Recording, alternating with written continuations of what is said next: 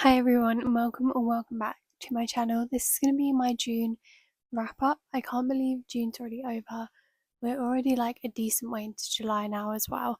So I read 7 books this month, which is definitely an improvement on the last couple of months. I'm really happy about that because I definitely was in a bit of a slump, especially in May. Although we did read 7 books, I feel like I didn't have the best reading month in terms of quality. Obviously, we'll get into that as they go along. So, yeah, let's just get started. So, the first book I finished in June was The Firm by John Grisham. This was an audiobook that I actually started in May and finished in June. This is honestly just a book that my boyfriend really loved. He is studying to be a barrister. He's actually just passed the bar, so he's in the process of like going to pupillage, that sort of thing. And he read this book last year and he really loved it, so I thought I'd give it a go. I rated it 3 stars. I definitely didn't hate it.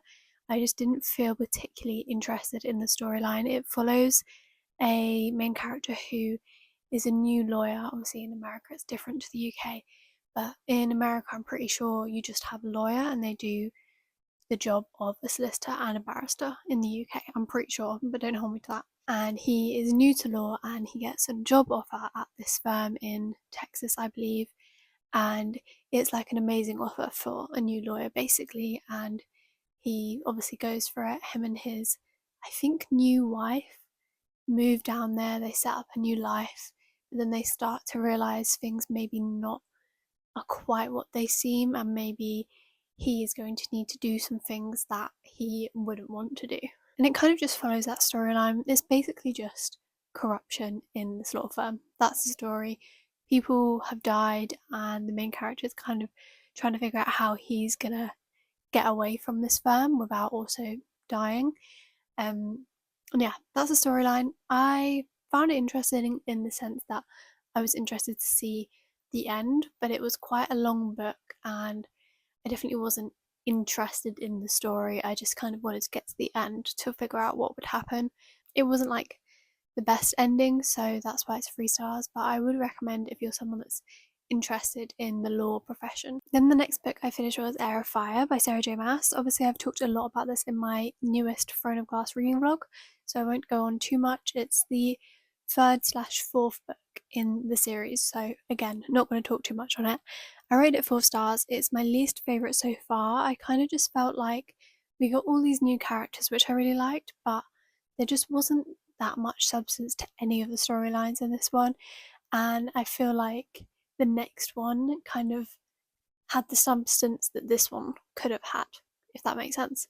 So yeah, that's all I got to say on this one. Now listen to This Is How You Lose the Time War. This one I didn't rate because I honestly just had no idea what was going on in this book. So if anyone watching this has read that book and understood, let me know. I understood the premise of the book, which is that red and blue, you know what, I don't even remember, but one of them was called Red. They're on opposite sides of, like, opposite companies basically, and they're traveling through time. And then I think they kind of fall in love. I honestly didn't really understand. I don't think it was a good book to listen to because there was so much going on and it wasn't very easy to distinguish between the two characters. I can say I read it because I remember some of the plot points, but I honestly don't know what happened. It literally went through one ear and out the other. Then I finished Queen of Shadows.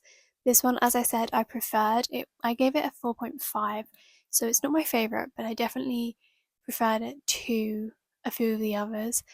I liked all the new characters, as I said. The new additions in Heir of Fire were really fun, and I really liked the diversity in the storylines.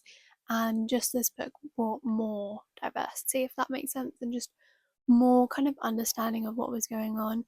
The ending of this was very kind of the end of that side of things, and I feel like it kind of has been the case with every 2 books so far, not including Assassin's Blade, where they have like a kind of ending to them and then they go on to the next thing.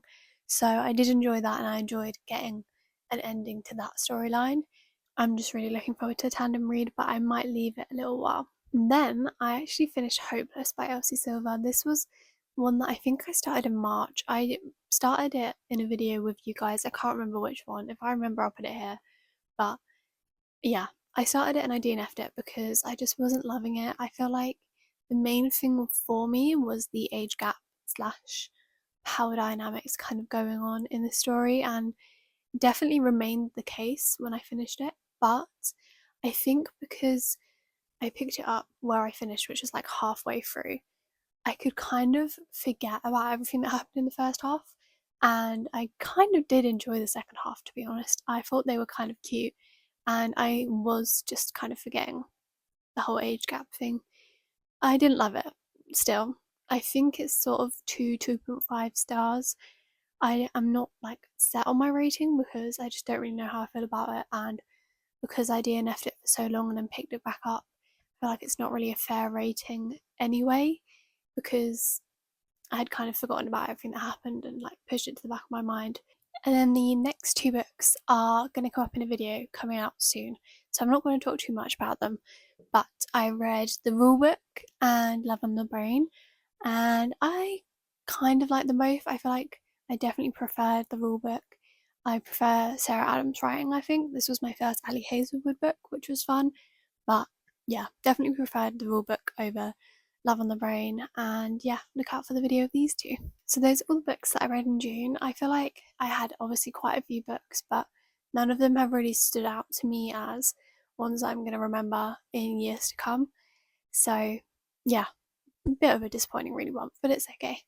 And yeah, I'm just looking forward to my July reads. I'm currently reading My Body by Emily Ratajkowski, and I'm really enjoying it at the moment. So fingers crossed that I'm going to really love that one, but I think I will. And yeah, thank you for watching. I'll see you in my next video.